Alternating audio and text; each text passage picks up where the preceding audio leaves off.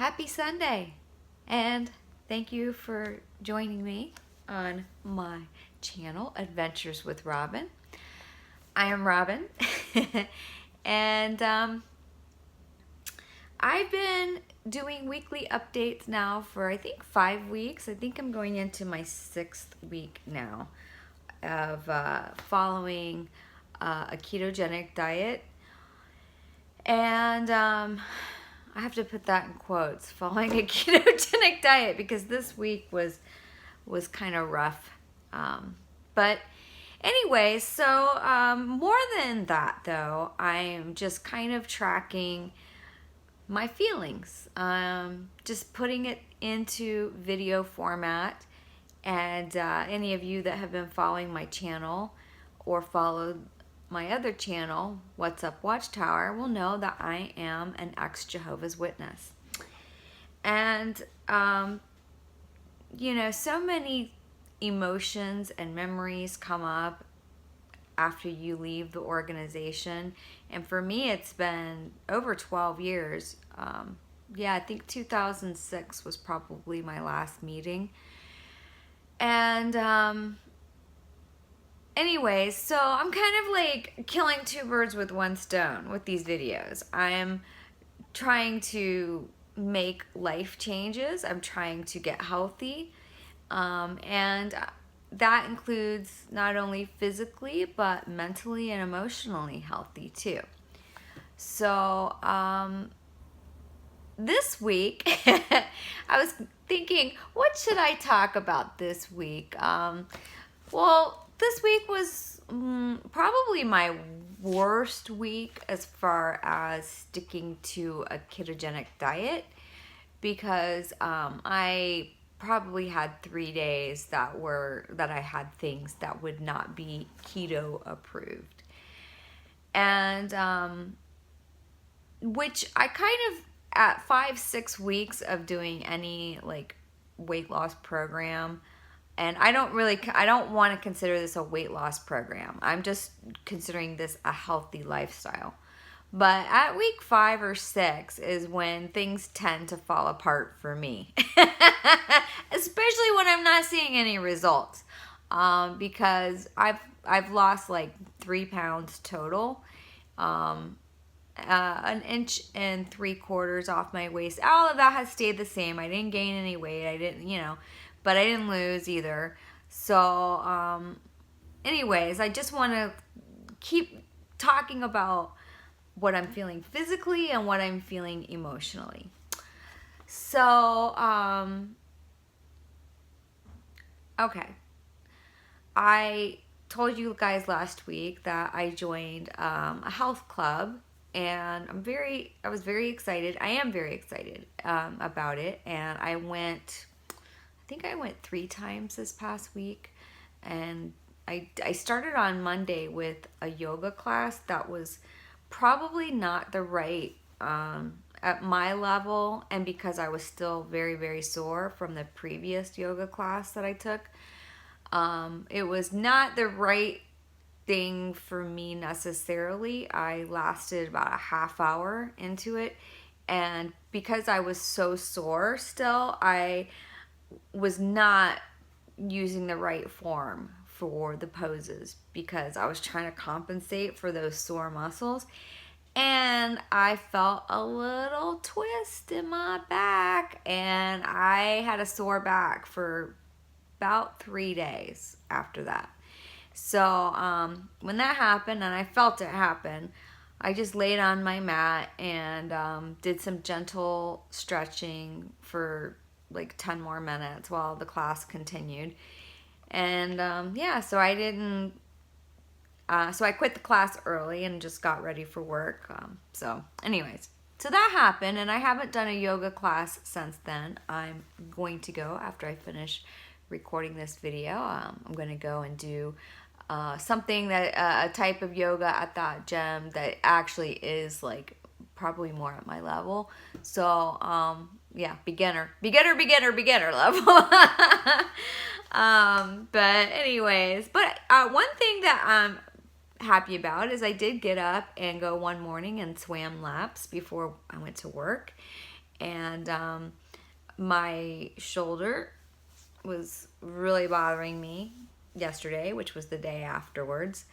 And on top of that, yesterday I was helping a friend move. So, yeah, I iced it and took a bunch of, supplements and, things to bring down the inflammation. And it's feeling better. The back is still a little sore, but I've got a little treat in store for myself, because after I tweaked my back, I decided that I'm going to get a massage after that yoga class. So I've set that up, and hopefully the massage therapist will help to work out some things in my back and shoulders.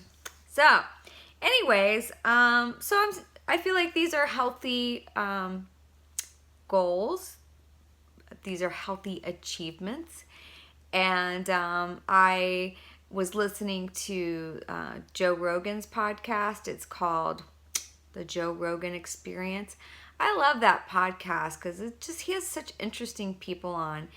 And I was listening to a recent episode with a psychologist, and I understand that this psychologist, even though I didn't know who he was, I understand that he has become very controversial, and a lot of his quotes have been taken out of context and have been clipped, and the whole quote, so these these television programs and social justice warriors have taken some things that he said out of context. So you might think he's controversial, and if you do, please feel free to keep that to yourself.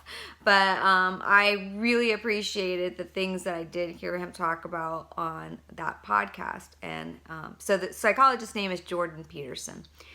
And one of the things that they were talking about was something that he's lectured on and written about, called about incremental change. And anytime I know I had talked about, especially in the first video of this series about making life changes, about how overwhelming it is, because I have so far to go. Health-wise, I have so far to go. Emotionally wise, I have so far to go. And so he's talked about, making small incremental changes, and small changes that really might not even seem significant at all. Over the long term, though, it becomes a massive change. And I'll just read the quote here from what I wrote down. He says, and this was really touched me deeply. He says, compare yourself to who you were yesterday instead of who someone else is today. And I would take that a step further.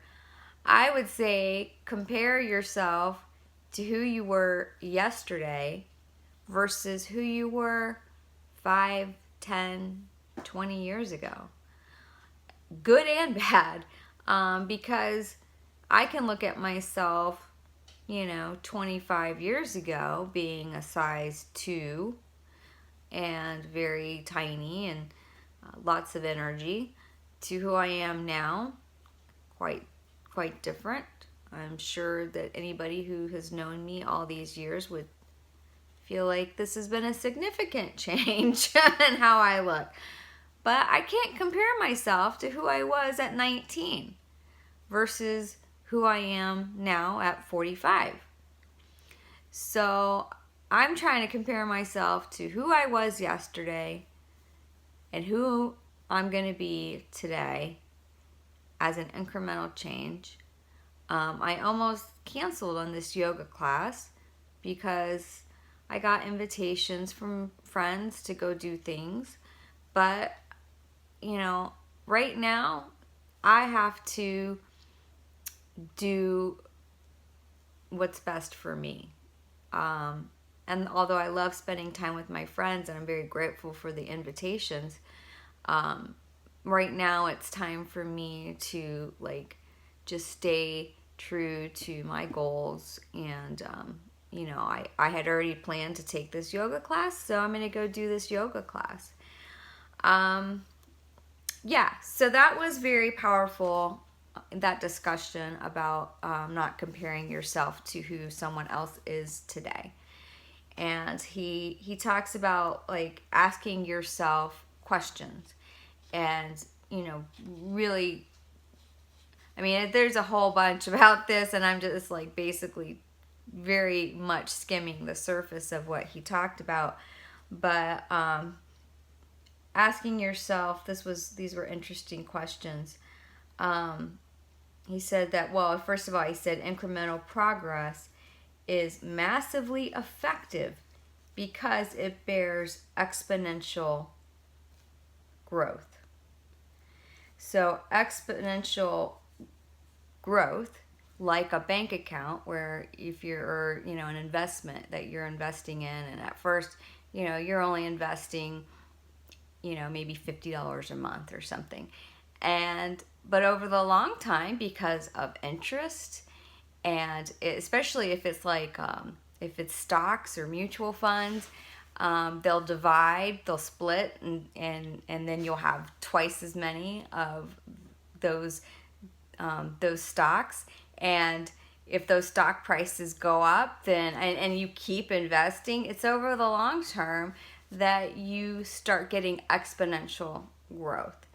And so celebrate the small successes and work towards small successes every day. So that's what I'm trying to keep in my mind. He says, so these were the questions to ask yourself. What could I do today that would help me put my life in order? What can I do today that would help me to put my life in order? That I would do. So, asking yourself these questions either at night before you go to bed or in the morning before you get out of bed. What can I do today that will put my life in the place that I want it to be? Even if it's just the smallest thing. I've been trying to celebrate those small wins, even if it's just remembering to take my vitamins. That's a win for me, because I am very forgetful. And then the second question is, under what conditions would I be willing to do something to put my life in further order today? What are the conditions that I would be willing to do those things? I'm having a hard time reading my handwriting. That's another thing. My handwriting is pretty bad. But he's asking, basically, what little reward would I give myself? So that's the condition. What's the condition that I would be willing to do this thing? Like, what am I going to reward myself with if I do these things? And, of course, if you're trying to lose weight and that sort of thing, you can't reward yourself with food. I'm also trying to get my finances in order. So I can't reward myself with something financial, although I am rewarding myself with a massage today. But, so I started thinking about what are the things that I can, basically, the things that I came up with are, I could take a bath. I never take the time to take a bath and relax in a bath. Who's got time for that? So that could be a little reward. Social media time. Maybe I put off getting on my social media until I've accomplished the things that I've said that I want to accomplish for that day. So those were a couple of things that I came up with. I think there was one more. I don't remember what it was. Oh, TV time. That's another thing. Time, that's something that's not necessary. It's something that's entertainment. So maybe not allowing yourself to watch your favorite show until you've done XYZ that you said that you were going to do. So I know this is not I'm not blowing your minds right now. And I mean, I am not like reinventing the wheel by any of this, but I'm trying to keep it simple. I think I have a tendency to like go so overboard with things that I get myself overwhelmed, and I need to keep it simple, right? So something that overwhelmed me this week. I definitely wanted to talk about this because I learned something. I think I learned something new about myself. So, with any gym that you join, you will often get a free session with a trainer. And at this place, because it's a little more high tech, there's a lot of stuff that I don't know, like what the equipment is for or how to use it. And I'm pretty familiar with gyms, so I've had a lot of memberships and whatever, but this place is a little more intimidating. So I definitely wanted the session to see what they had to offer. Now I know what the sales pitch will always be. They want you to sign up for training. But because this place is more extensive in their services, he was throwing a lot of information at me. And I have no problem with this trainer. Like I'm not upset with him. He was very nice, very good. We didn't work out at all. We just talked, and I'll explain like a little more about it, but basically like I shut down big time. I shut down emotionally. So we were talking about, because I had just tweaked my back, and that I've had shoulder problems, and I have my doctor's appointment this Tuesday, and to find out whether I can get physical therapy. And they actually have a physical therapist on premises at this place along with a chiropractor. And he said you can meet with them for a consultation for free, and he wanted me to meet with them before my doctor's appointment, and for a free consultation. Now I don't know, he probably gets commission if I end up signing up for whatever they offer, but I was just kind of like, well, okay, I think I can meet with them Monday morning, like let me see. And then we were talking about my diet, and I was telling him about what I'm following, and he said, because they have a nutritionist also on staff, and he said, you really should meet with the nutritionist and go over all of this, and they also do very high tech blood work, like metabolic panels and all this stuff. Oh, you can get this this, and it's all very expensive. I'm sure it's very good, but it's very expensive, and I'm tapped out financially right now. And so then, all right, we were going through all of that, and I'm already starting to feel, oh my God, I am so overwhelmed. And it's like he gives me this questionnaire, all this paperwork to take home with me, and he said, this is your homework, and I want to meet with you again and do a real workout, and this is your paperwork to fill out. And he's asking me about my goals, and I'm starting to think about whoa, like I am so overwhelmed. And so then he gets me on their scale, and it's like definitely more high tech than my little Weight Watchers scale, because it does your body fat and your BMI, and their machine had my body fat at about 14 points higher than my Weight Watchers scale. And that was the moment that the complete shutdown happened. And I was like, because it printed it out. He printed out a report for me, and it had all of my numbers on it, and I was just like looking at it. I felt it, like all of the energy just sucked out of my body, and I was just like, I'm gonna run away from here. So I went home, still feeling just depressed, and like I was supposed to get up I was planning to get up and go in the morning and swim because they have a lap pool. And so I get an email from him introducing me to the chiropractor and physical therapist, and another email introducing me to the nutritionist. And he's like, "You're going to go swim tomorrow morning, right?" And I was just like, "No, I'm not doing anything." I rebelled. And I rebel also against myself when I put a lot of pressure on myself to follow a certain protocol. And I felt that rebellion. And I was like, nope, I'm not going to go tomorrow. And I didn't. And then that night, I went and got Mexican food.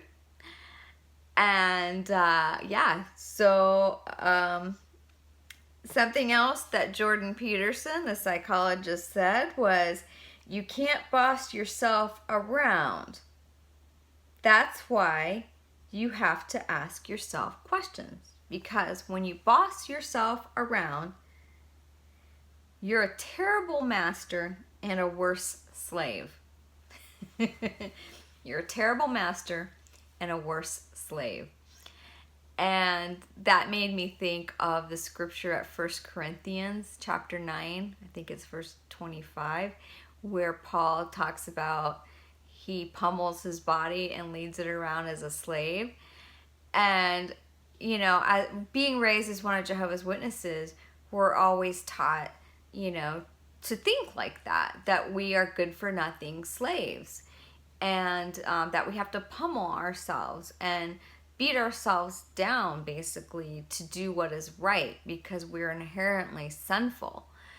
And that made me angry, to think about that was the message of my whole life, that I was good for nothing. They don't use the word grace, that God's grace. They say it's undeserved kindness. So we're undeserving, but for some reason, God is extending some kindness to us. And that it's works that get you everlasting life and not the sacrifice of Jesus Christ. Now, I am not a Christian anymore. I'm not really a believer, but if I were, I would recognize that Jesus died for all mankind and that he paid the price. That's the point of the Gospels, that he paid the price of our inherent sinful nature. And, that it's faith in him that leads to everlasting life. So, but Paul came along, and Paul was all about works. It was all about works for Paul. And that says a lot about his psychology and his guilt-ridden past, that he felt like he had to pummel himself because he wasn't ever going to be good enough to escape his past, which, he was responsible for some Christians being put to death, or at least he stood by and allowed it to happen. I don't know, I wasn't there. But that's what I understand from reading the Bible. So, anyways, it just brought up a lot of emotions, this session with this trainer. It brought up a lot of feelings of being told what I should be doing with my life. Now, he wasn't doing that. He's got like his master's degree in whatever it is. I mean, he's like very educated and he was a very nice man. I'm not saying anything bad about him. It's how I reacted to what I felt like the message was, that I wasn't good enough as I am, comparing myself to other people, and a lot of people go into a gym and they know, like, right away, yeah, I want to lose 50 pounds and, I want to do this. I got a cruise coming up next year and I want this and I want that, or I have a school, class reunion. And, that's the type of person that would respond to what he was offering. But for me, and I texted him the next day, and I said, I really appreciate, you spending the time with me, but I have to ease into this at my own pace because I started feeling really bad about myself and beating myself up a lot. And, having been raised in a mind control cult where I was told what to do, how to do it, every aspect of my life was controlled and told how to live it. And I rebel against that kind of when I feel that way now. And it's not healthy. So I was like, I just, not that I won't work with you at some point in the future, but for now, like, I just have to go at my own pace. And he was very nice. He said, I'm sorry if I made you feel that way. And yes, please. And you are good enough as you are. And,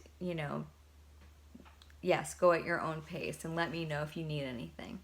So, anyways, I learned that about myself. And it's a good lesson. It's a good lesson. And to also set boundaries, to be able to tell someone, no, I know you're trying to help me, but I don't want your help, at least not right now. And when I do, I will let you know. So that's healthy too, being able to set boundaries.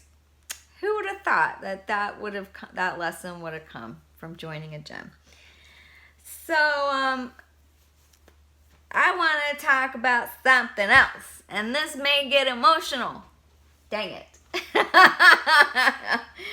But this is about growing up as a Jehovah's Witness. But it's also about my family. And I do want to tell this story only because I don't know. It's just something on my heart really right now. And we're living in a different generation. We're living in a different time than like my parents. My parents were raised in the 50s, and they're, where they grew up and everything, corporal punishment was the norm. My dad would tell stories about his beatings. Weren't beatings and whippings, but we also got spanked. And if you're a Jehovah's Witness or an ex-Jehovah's Witness, you may have seen governing body member Jeffrey Jackson when he was being questioned by the Australian Royal Commission in regards to, do we believe in corporal punishment? And he said, no. Well, that was just one of many lies that he told to the Australian Royal Commission. But what brought this up is Mike and I were talking the other night about my sister. And my sister is... she is one of the most stubborn people I've ever met. Very stubborn, very hard-headed, very willful. And she was that way as a child as well. Very spirited, just stubborn. She was stubborn. And I don't think that's necessarily a bad trait. Because if you're stubborn towards something that's healthy, then that's actually a really good thing to have, because if you have a goal and you're not going to let anybody get in your way and you are stubborn, and it's like a healthy goal, something that's going to make you successful in life and be happy, then that's a wonderful trait to have. That's not just willpower, it's just determination. So, she was stubborn as a child, and my dad broke her like a horse.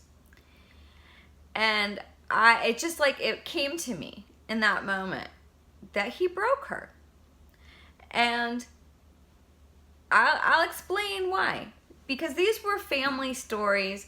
Every family has, stories of things that happened when, the kids were growing up. And, my sister was definitely the most stubborn out of the three of us. And so my dad would tell stories and everybody would laugh. And, and now when I think of those stories, I'm actually horrified, at them. And, okay, so I'll just share a couple of those stories. So there's a story about, it was at the Kingdom Hall. And you know what made me think of this? I know I'm digressing, but what made me think of this is we started rewatching the brilliant channel Kingdom Hall of Jehovah's Witnesses, which was a cartoon that was made some years ago by, I don't even know who the person was, because it's anonymous. And it's so dead accurate of what the meetings were like. It's not done in a necessarily humorous way, but it's so stinking funny to Jehovah's Witnesses or ex-Jehovah's Witnesses, because it's so dead on accurate. And one of the scenes was this woman taking her baby out, and it was a baby, and spanking it because it was making like gurgling noises. So my sister, I think this was before I was born, I think, and my sister's 3 years older than me, so she couldn't have been any older than 3. I guess she was, making a commotion, misbehaving or whatever at a meeting. And so my dad, like many parents do at the Kingdom Hall, will take the child out back or take them to, the bathroom to discipline them. And usually that means spanking. And so he picks her up and she grabs onto the chairs. She grabs onto the handles of the chairs. And all the way down the aisle, he pries her hands open, and she's grabbing chairs all the way down the aisle and screaming, "No, Daddy, no! No, Daddy, no!" And then gets her into the, to the bathroom, and she spreads eagle at the door frame, so he has to pry her off of the door frame, and finally gets her into the bathroom and administers the appropriate discipline. But I just started thinking about that and thinking the reason she's saying, "No, Daddy, no," is because she's terrified. She's terrified of being physically hurt, which is what's going to happen when she gets spanked. And it just sort of broke my heart to think of that. And yes, my dad's not a bad person. He's not wicked. He didn't, he wasn't,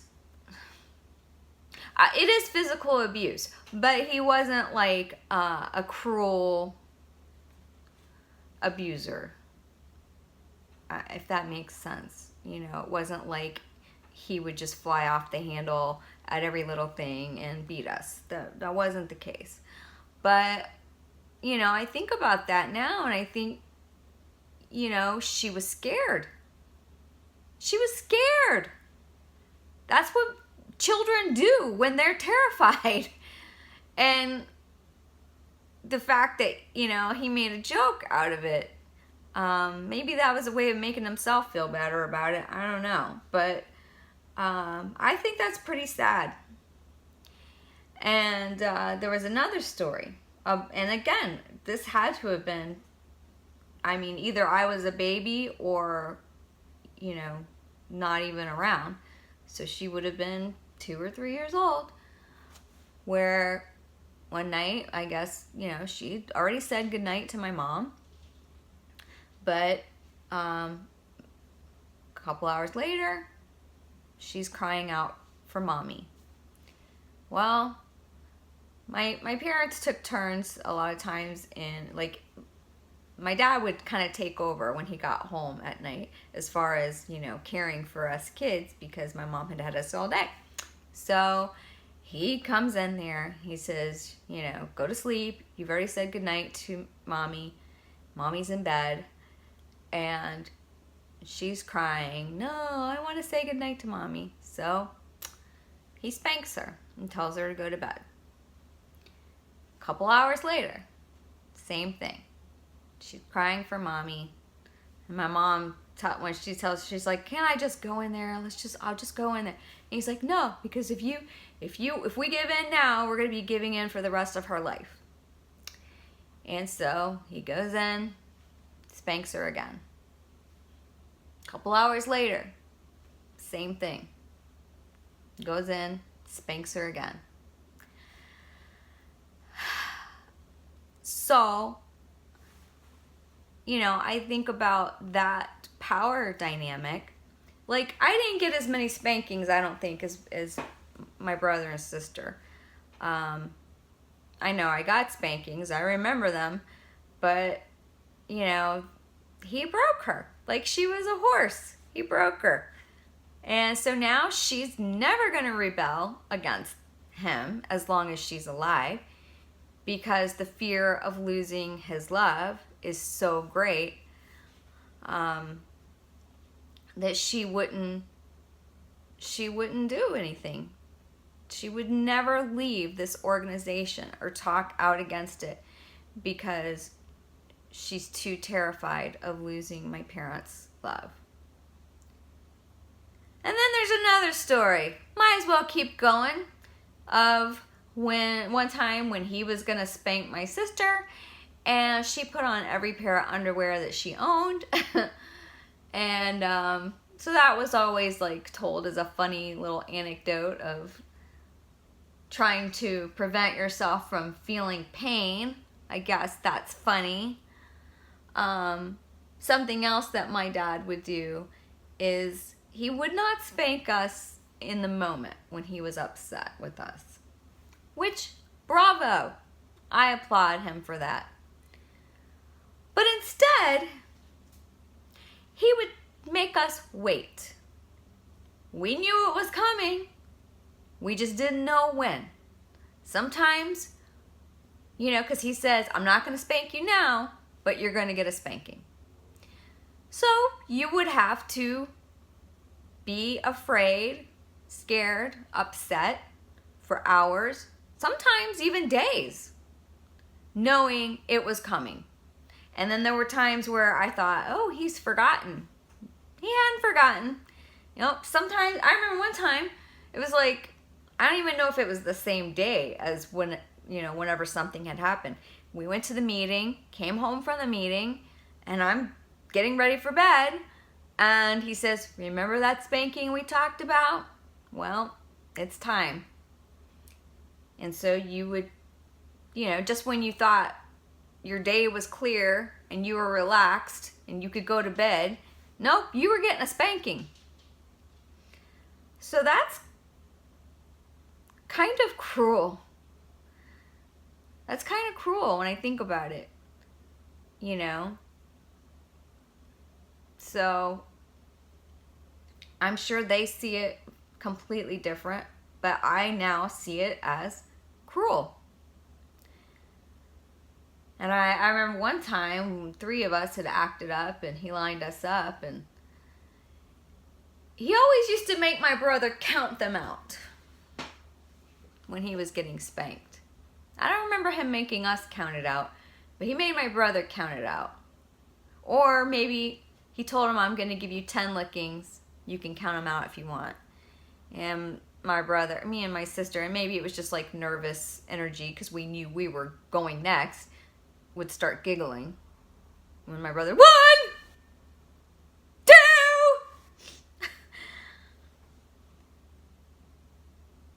Yeah. So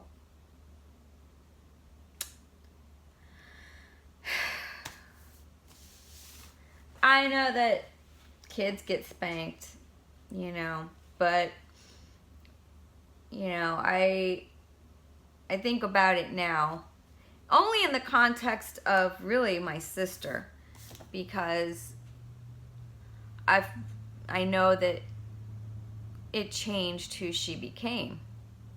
Like, who would she have become if all of that energy and willfulness was directed into a positive thing? She loved to dance. She would have loved, we both wanted to be in like ballet classes and tap classes and, to take those sort of things like little girls love to do. But we weren't allowed. But had she been allowed, and actually she was pretty athletic growing up. So she was very thin. I was always a little more stocky, but she was always really thin. And, she was definitely a lot more athletic than me. And she could have been great at like softball or volleyball. But instead, she wasn't allowed to do any of that. And she had nowhere to direct that energy and that willfulness and that spirited personality. And instead, she internalized a lot of that stuff, and it turned into self-hatred. It turned into, being judgmental and bitter towards other people and about her life. And I'm sure that it affected how she felt about me, because I didn't get disciplined as much. I was much more lighthearted and playful than she was. And, probably my parents' favorite. I mean, let's just be honest. They always said we didn't have favorites, but I was, their joy, because I just came into the world laughing and, just playful. So, it caused sibling rivalry. And, it's just really, really sad how this all unfolded. And as long as my parents are alive, my sister won't be in my life.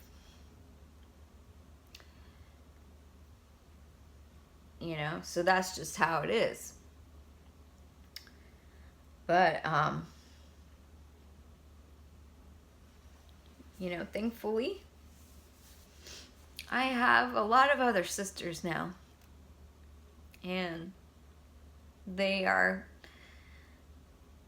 it'll never be my actual sister, but, I do have sisters and I love them. And they're taking very good care of me. So, I'm very grateful. I'm very grateful for that. But it's good to process. It's good to like try to break down and understand why, how things unfolded. And, from their perspective, this could be completely wrong. From their perspective, I could be off my rocker. But this is my perspective, and this is the way I see it. And it's what makes sense when I see how people have become, how the dynamics are in the family. So this is what makes sense to me. But again, I could be completely wrong. I'm sorry I'm like stammering over my words. I'm sort of saying these things out loud for the first time. I said a little bit to Mike the other night, but it's kind of the first time I'm really putting it into words out loud and hearing it out loud, even though I wrote about it in my diary. It's hard.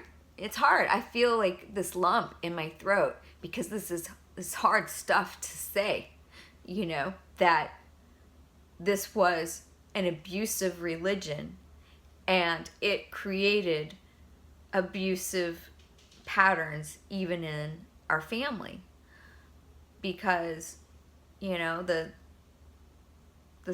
scripture about spare the rod, spoil the child was still a very common parenting skill for disciplining when I was growing up.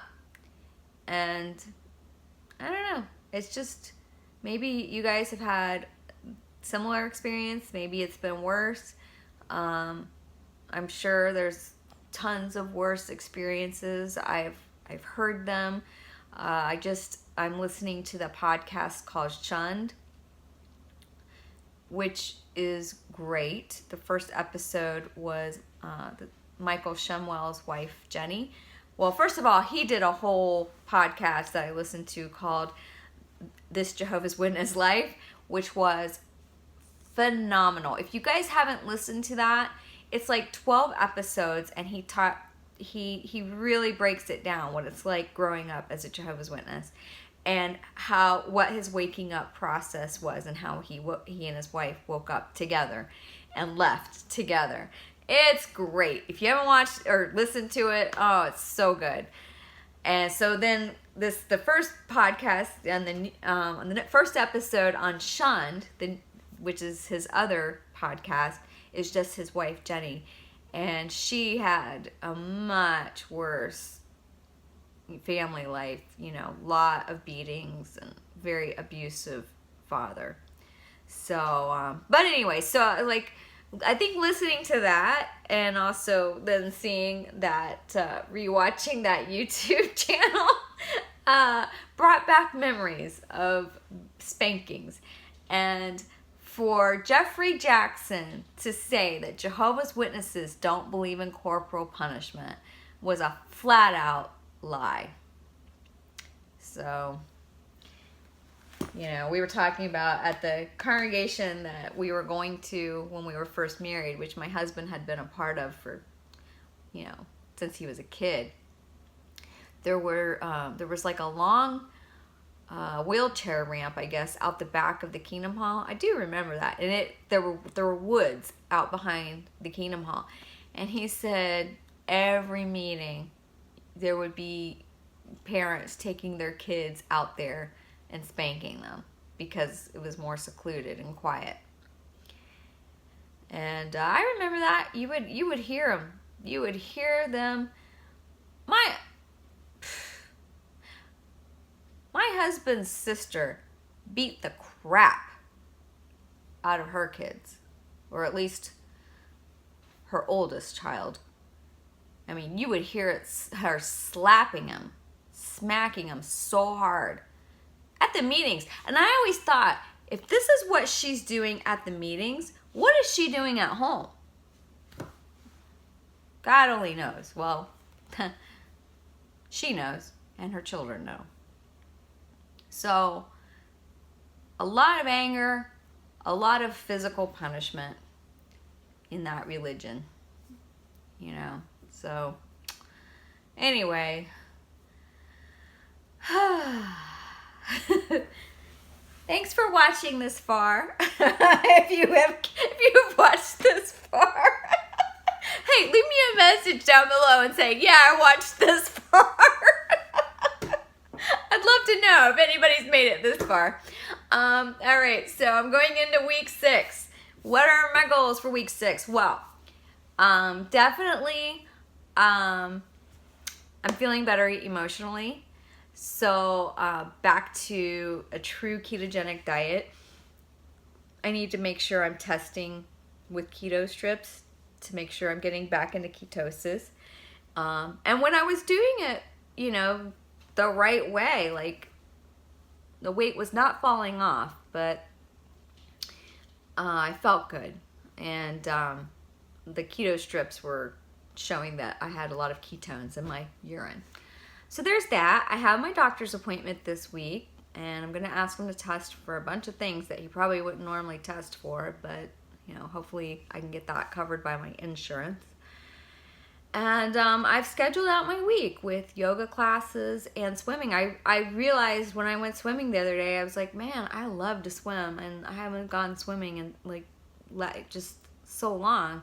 And it's really nice to go early in the morning, quiet, nice, gentle swimming. So there's that. And what else do I have planned for this week? That's pretty much it.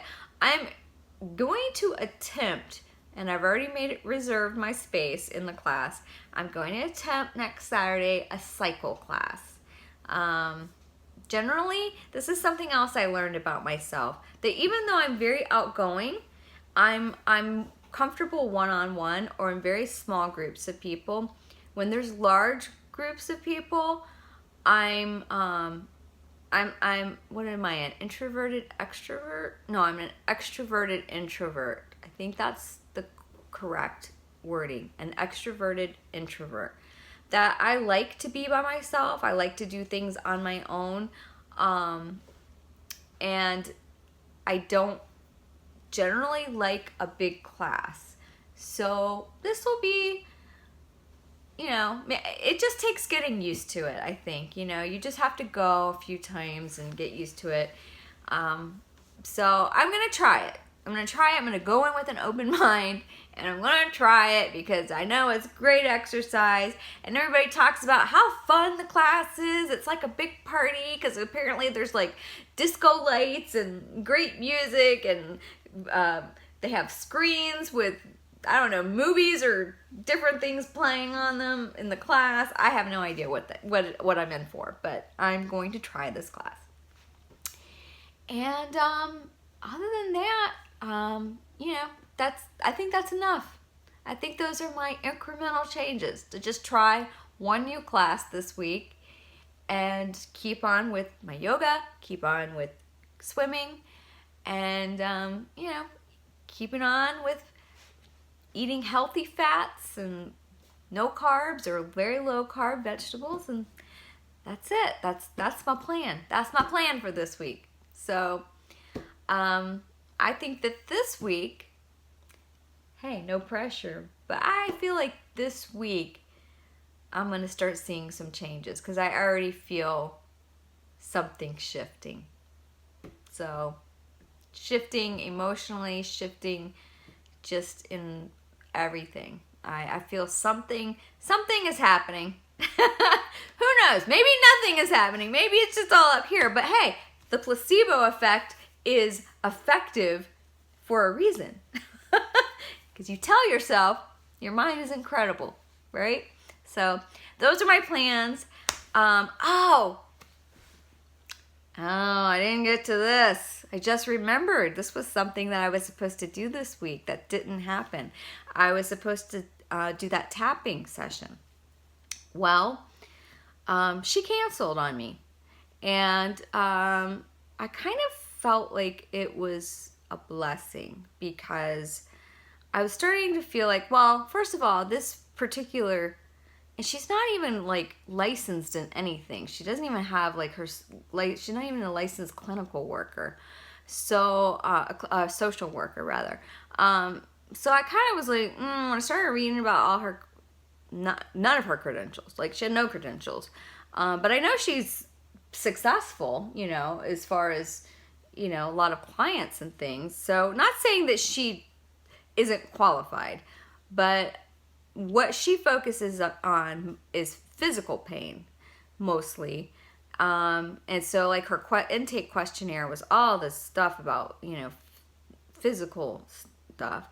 And I know I'm like, I wasn't planning on talking about this because I had forgotten about this. But anyways, she canceled on me and said that she'd rather me go to the doctor first before we get started. And, I mentioned about sharing this on my YouTube channel. And she says that whatever you want to talk about on your YouTube channel is your prerogative, but basically that I couldn't, like, that I had to keep it sort of confidential, like what we were I don't know, but it didn't set well with me, but I don't know, maybe I was expecting too much. Anyway, so that didn't happen, but that was okay. That was okay, because I've had so much else going on this week. Oh, goodness. All right, guys, I got to get going. My yoga class is just in a little bit. So thanks for watching. Please subscribe, and I will talk to you next time. Have a great week, you guys. Bye.